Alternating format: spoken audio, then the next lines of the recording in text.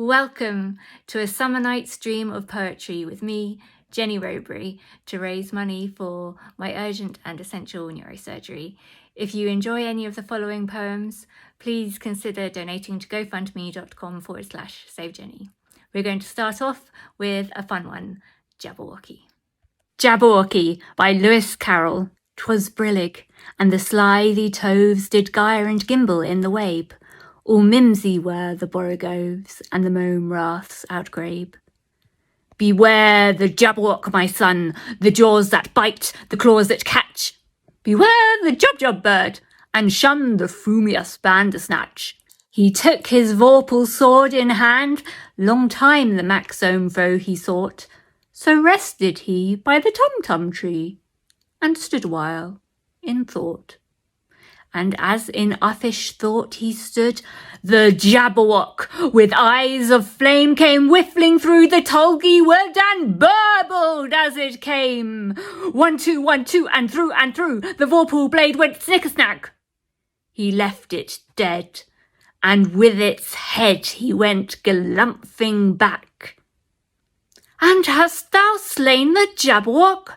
Come to my arms, my beamish boy, O frabjous day, callooh, callay, he chortled in his joy. 'Twas brillig, and the slithy toves did gyre and gimble in the wabe. All mimsy were the borogoves, and the mome raths outgrabe. This is my favourite poem of all time by Maya Angelou. The free bird leaps on the back of the wind and floats downstream till the current ends, and dips his wings in the orange sun rays and dares to claim the sky. But a bird that stalks down his narrow cage can seldom see through his bars of rage. His wings are clipped and his feet are tied, so he opens his throat to sing. The caged bird sings with a fearful trill of things unknown but longed for still, and his tune is heard on the distant hill. For the caged bird sings of freedom. The free bird thinks of another breeze, the trade winds soft through the sighing trees, and the fat worms waiting on the dawn-bright lawn, and he names the sky his own. But a caged bird stands on the grave of dreams. His shadow shouts on a nightmare scream. His wings are clipped and his feet are tied, so he opens his throat to sing. The caged bird sings with a fearful trill of things unknown but longed for still, and his tune is heard on the distant hill. For the caged bird sings of freedom. I learnt that poem at school when I was 10 years old, but it has come to mean so much more to me now in the situation that I'm in. Here is the deepest secret nobody knows. Here is the root of the root, and the bud of the bud, and the sky of a tree called life, which grows higher than soul can hope or mind can hide. And this is the wonder that's keeping the stars apart. I carry your heart, I carry it in my heart. 'Tis a fearful thing by Yehuda Halevi. 'Tis a fearful thing to love what death can touch. A fearful thing to love, to hope, to dream, to be, and oh, to lose. A thing for fools, this, and a holy thing to love. For your life has lived in me, your laugh once lifted me, your word was gift to me. To remember this brings painful joy. 'Tis a human thing, love, a holy thing to love what death has touched. I have no wit, no words, no tears. My heart within me like a stone is numbed too much for hopes or fears. Look right, look left, I dwell alone. I lift mine eyes, but dimmed with grief. No everlasting hills I see. My life is in the falling leaf. O Jesus, quicken me. My life is like a faded leaf, my harvest dwindled to a husk. Truly my life is void and brief, and tedious in its barren dusk. My life is like a frozen thing, no bud nor greenness can I see. Yet rise it shall, the sap of spring, O Jesus, rise in me. My life is like a broken bowl that cannot hold one drop of water for my soul, or cordial in the searching cold. Cast in the fire the perished thing, melt and remould it till it be a royal cup for him my King. O Jesus, drink of me. Why English is so hard, by Anon. We'll begin with a box, and the plural is boxes, but the plural of ox should be oxen, not oxes. Then one fowl is goose, but two are geese. Yet the plural of moose should never be meese. You may find a lone mouse or a whole lot of mice, but the plural of house is houses, not heis. If the plural of man is always called men, why shouldn't the plural of pan be called pen? The cow in the plural may be cows or kine, but the plural of vow is vows, not vine. And I speak of a foot, and you show me your feet, but I give you a boot. Would a pear be called beet? If one is a tooth, and a whole set are teeth, why shouldn't the plural of booth be called beef? If the singular is this, and the plural is these, should the plural of kiss be nicknamed keys? Then one may be that, and three may be those, yet the plural of hat would never be hose. We speak of a brother, and also of brethren, but though we say mother, we never say methrin. The masculine pronouns are he, his, and him, but imagine the feminine she, shiz, and shim. So our English, I think you will all agree, is the trickiest language you ever did see. The Way Through the Woods by Rudyard Kipling. They shut the road through the woods 70 years ago. Weather and rain have undone it again, and now you would never know. There was once a road through the woods before they planted the trees. It is underneath the coppice and heath and the thin anemones. Only the keeper sees that where the ringdove broods and the badgers roll at ease, there was once a road through the woods. Yet if you enter the woods of a summer evening late, when the night air cools on the trout-ringed pools, where the otter whistles his mate, they fear not men in the woods, because they see so few. You will hear the beat of a horse's feet, and the swish of a skirt in the dew, steadily cantering through the misty solitudes, as though they perfectly knew the old lost road through the woods. But there is no road through the woods. This is another one of my favourites. It's called Invictus by W.E. Henley.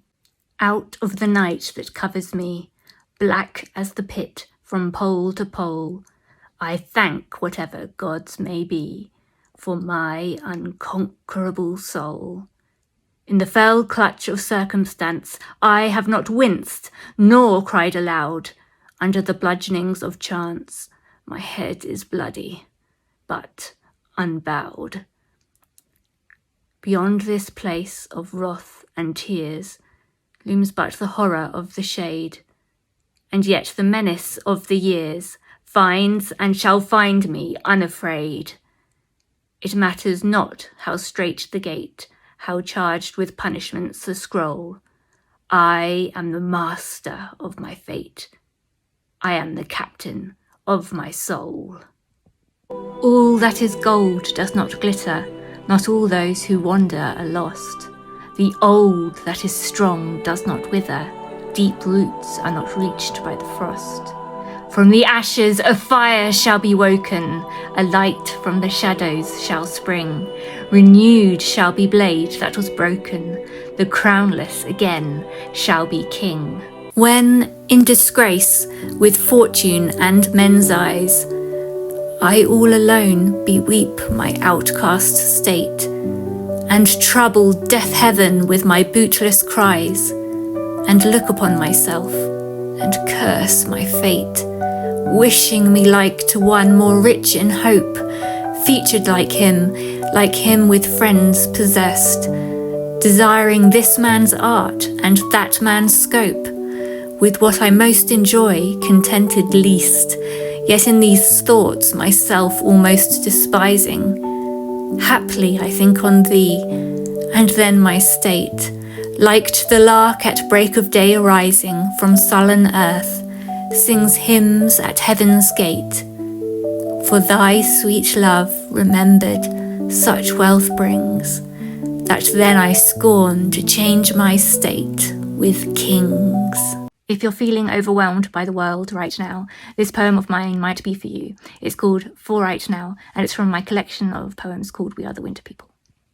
I have traversed these sharp stony paths for an eternity, barefoot. My soles are weathered, hardened against the bite of the stones that now rip your soft feet to shreds. As an ancient traveller, permit me to halt your adamant stride, your grim resolution. Allow me to sit you down at the side of the road and tend to your bleeding feet. Let me remove the leaden weight of your backpack from your abraded shoulders and cup your chin to lift up your heavy head and meet your scared eyes with understanding and tenderness. Let me persuade you to camp here for the night.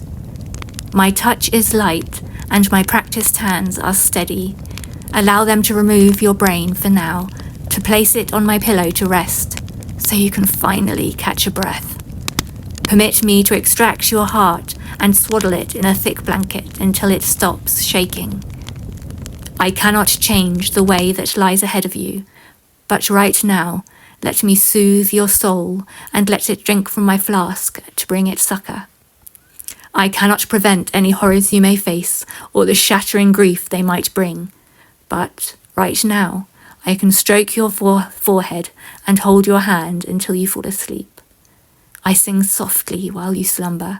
I sing directly into the ears of the one who has done, for all these years I've journeyed, the same for me as I have just done for you. I stare fiercely into his presence as I sing my melody, my frequent refrain. Protect this one, this dear one. Go before them to make the way smooth and safe. Surround them with your protection, above them, below them, in front of them, behind them, and on every side, so that no harm may come to them in any form. But if not, then at least hold them close in a way they can recognise. If sorrow and agony must come and submerge them, help them somehow, deep in their darkness and pain too much to bear, find a way to reach in, cradle them in your arms while they scream and sob. Fight for them. Find a way to bring light back to them. Eventually overpower the all-consuming anguish and anger with love and goodness. Let your heart overlap theirs, beating together in the same place, so close that they can feel what you are feeling, that their pain is your pain, that your indescribable love is their love. Melt each other. Take care of each other. But right now, your brow is unfurrowed, at peace in your sleep, and I sing all night. If you liked this poem, you might like other poems of mine in my poetry book, We Are the Winter People, which can be bought on Amazon as a physical book, ebook, or audiobook. It's raising money for my urgent and essential neurosurgery. I hope you enjoyed the poems. All my love to you. And a reminder of the fundraising page is gofundme.com/SaveJenny. Thank you.